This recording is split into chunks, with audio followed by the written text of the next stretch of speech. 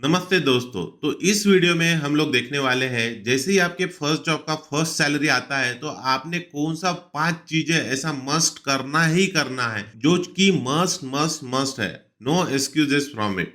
तो पहला चीज से स्टार्ट करते हैं, वो है कि लोन रिपेमेंट और क्रेडिट कार्ड ईएमआई रिपेमेंट। अगर आपका कुछ भी टाइप का लोन है, जैसे कि एजुकेशन लोन है, आपके पास आपने कुछ क्रेडिट कार्ड बिल्स है, या आपके किसी घर का लोन है जो कि आपके डैडी के नाम पे है, ऐसे जो भी कुछ लोन है उसको आप प्रायोरिटी दीजिए कि उसका ईएमआईस और लोन रिपेमेंट करिए। क्योंकि क्या होता है, अगर आप लोन रिपेमेंट करेंगे नहीं तो जो वर्ल्ड का ग्रेटेस्ट फोर्स बोलते हैं कि पावर ऑफ कंपाउंडिंग, वो आपके अगेंस्ट काम करना चालू कर देता है, वो जो कि हमको प्रिवेंट करना है। इसीलिए give priority to the loan repayment and credit card bills repayment. Second चीज जो कि आपको करना है वो है buy a good health insurance. आजकल क्या हो गया है, मेडिकल का जो बिल है वो कि स्काई रॉकेट हो चुका है। अगर आप देखेंगे, सिंपल कंसल्टेशन आपको चार्ज करेगा 700 या 1000 रुपीज, जो कि अगर आप कुछ मल्टी स्पेशलिटी हॉस्पिटल में जाएंगे तो 1100 1200 भी चार्ज कर सकता है। और उसमें भी अगर आपको कुछ सर्जरी आ गई है तो आपका 5-6 लाख तो गया ही गया। अगर कुछ मेजर सर्जरी है तो भूल ही जाइए। और क्या हो जाता है, जब आप द ओनली पर्सन रहते हैं तो आपके ऊपर फैमिली का भी डिपेंडेंसी रहता है, तो फैमिली को भी कुछ डिपेंडेंसी हेल्थ इंश्योरेंस इमरजेंसी आ सकती है। अगर आपके आपके साथ कुछ ओल्ड एज पेरेंट है, उनको भी कभी भी हेल्थ इमरजेंसी आ सकती है। तो इन इमरजेंसी सिचुएशन में क्या होता है, अगर आपके पास कुछ गुड हेल्थ इंश्योरेंस नहीं है तो यूजुअली क्या हो जाता है, आपने जो हार्ड अर्न मनी सेव किया है आपको you have to withdraw from that money, right.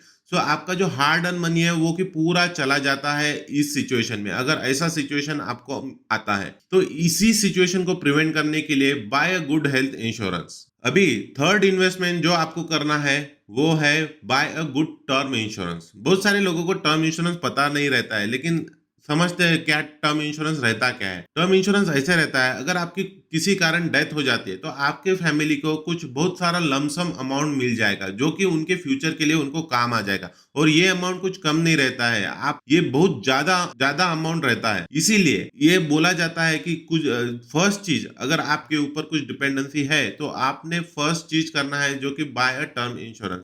मैंने देखा है कुछ कुछ फैमिली में ऐसे होता है कि उनके फैमिली में सिर्फ ओनली अर्निंग पर्सन रहता है और उसकी डेथ हो जाने के बाद पूरा फैमिली बर्बाद हो जाता है, क्योंकि उनके पास पैसे रिपेमेंट के लिए कुछ भी ऑप्शन नहीं रहता है। उनके पास कुछ सेविंग भी नहीं रहता है जो कि उनको लॉन्ग टर्म सेव कर सके। तो इसीलिए अगर जैसे भी आपको पहला सैलरी आपको मिलता है, buy a good term insurance for yourself. Next चीज जो कि आपको करना है that is invest in yourself. अपने ऊपर खर्चा कीजिए।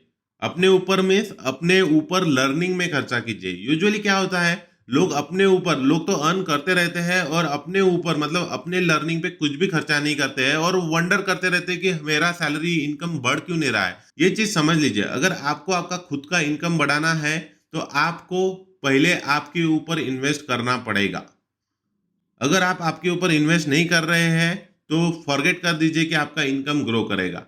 इसीलिए जैसे ही आपको सैलरी आता है, स्टार्ट इन्वेस्टिंग इन योरसेल्फ।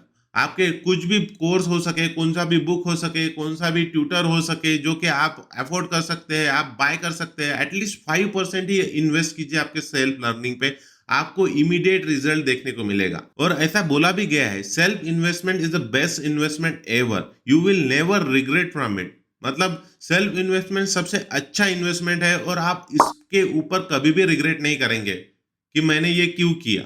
इसीलिए आपको ये करना है। फिफ्थ चीज जो कि आपको करना है वो है कि start preparing for your emergency fund और start saving the money. Usually क्या हो सकता है, आपका कभी भी जॉब चला जा सकता है और आपके ऊपर कौन सा भी ऐसा भी सिचुएशन आ सकता है कि आप कुछ टाइम के लिए अर्न ना कर सके। तो ऐसे सिचुएशन में आप क्या करेंगे?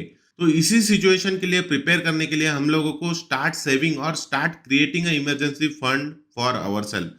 तो आप मिनिमम 20% और मिनिमम 15% से स्टार्ट कर सकते हैं। और आपको एक चीज ध्यान में रखना है, ये जो फंड आप क्रिएट कर रहे हैं वो रिस्क फ्री होना चाहिए। मतलब उसका वैल्यूएशन कभी भी डाउन नहीं होना चाहिए। आपको ऐसे इंस्ट्रूमेंट में इन्वेस्ट करना है जहां पे आपका मनी सिर्फ ग्रो हो सके, मतलब एफडी और ऐसे चीजों में आपको ये आपका इमरजेंसी फंड रखना है। तो ये था मेरा 5 चीजें जो कि आपको आपके फर्स्ट सैलरी आते ही करना है, एटलीस्ट स्टार्ट तो करना ही करना है। तो चलिए, अगर आपको ये वीडियो पसंद आया है तो लाइक शेयर सब्सक्राइब कीजिए चैनल को।